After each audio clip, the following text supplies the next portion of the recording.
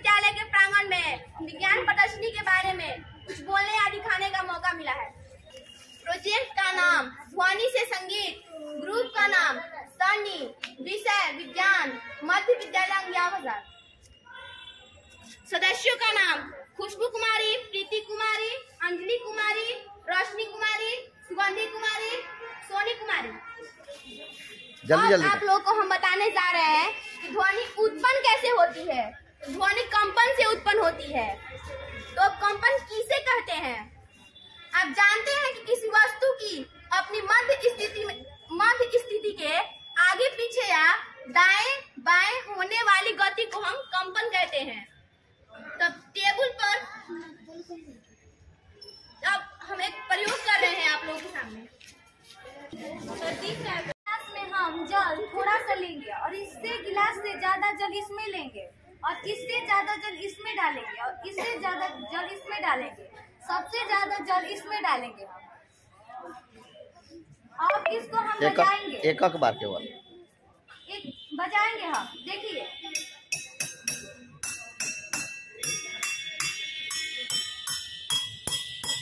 आप लोग देख रहे हैं कि अलग अलग पांचों ग्लास में अलग अलग तरह की ध्वनियां निकल रही है। बड़ा करते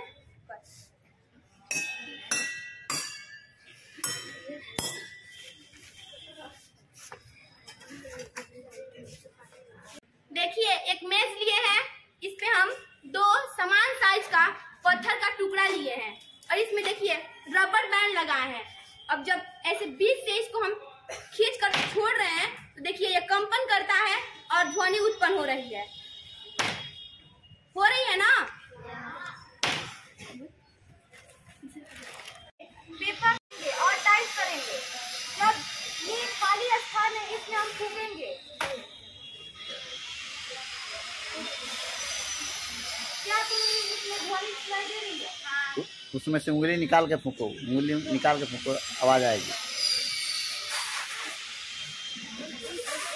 आवाज सुनाई दे रही है आपको? कैसी आवाज सुनाई दे रही है आपको? सरसराहट की तरह। कैसी आवाज दे रही है आप लोगों को? सरसराहट की तरह। आप देख सकते हैं कि ठोस में भी ध्वनि होती है और द्रव में भी ध्वनि होती है।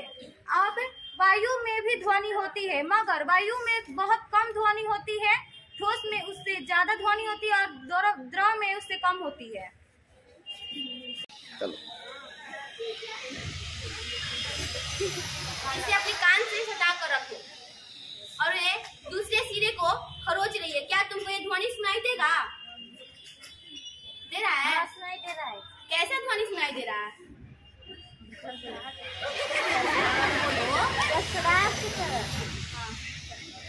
इसको भी जगा।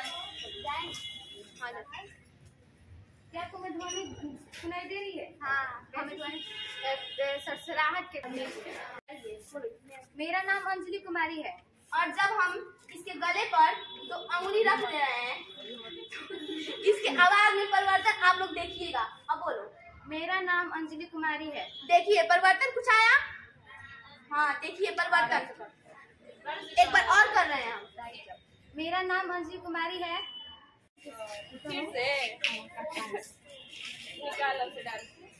देखिए एक गिलास हमने एक सूखा गिलास लिया है, इसमें एक सेल फोन को डाल रहे हैं हम।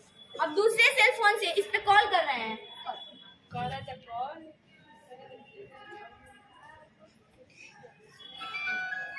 देखिए इस रिंगटोन को आप लोग ध्यान पूर्वक सुनिएगा।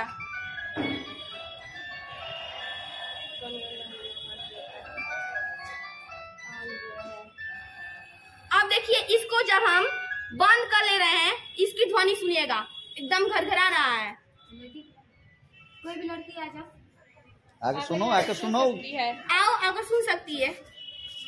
देखो कैसे सुनाई दे रहा है, घरघराहट की तरह। हाँ। दे रहा है ना।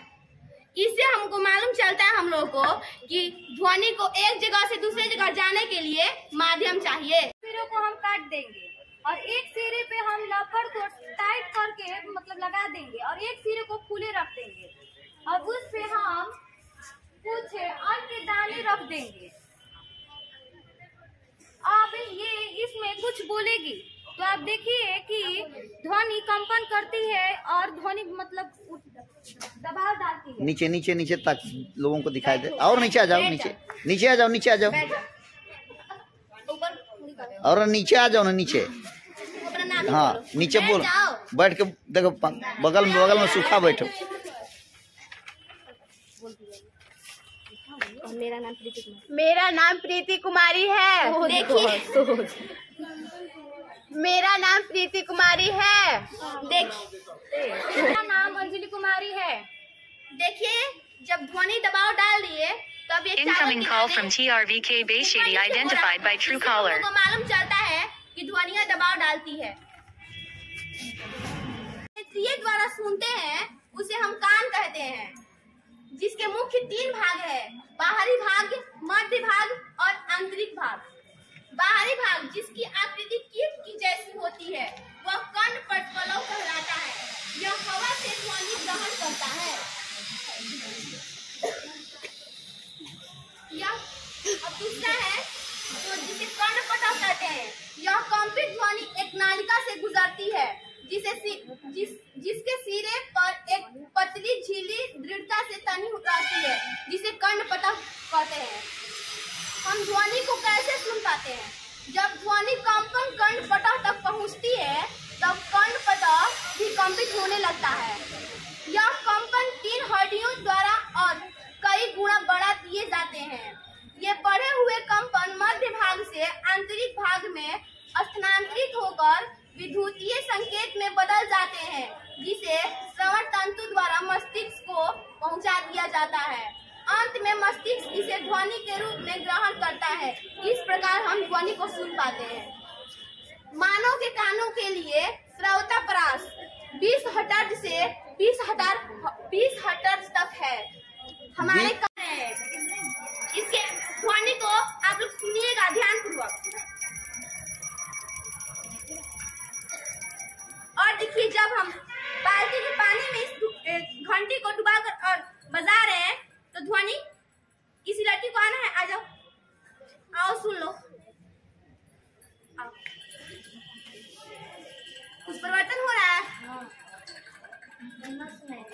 हाँ, जैसे कि हम लोग इससे हम लोग को मालूम चलता है कि द्रव में बहुत कम ध्वनियाँ होती है।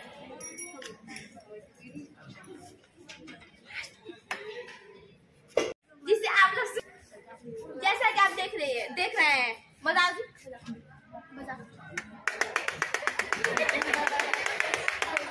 इसके आवाज में और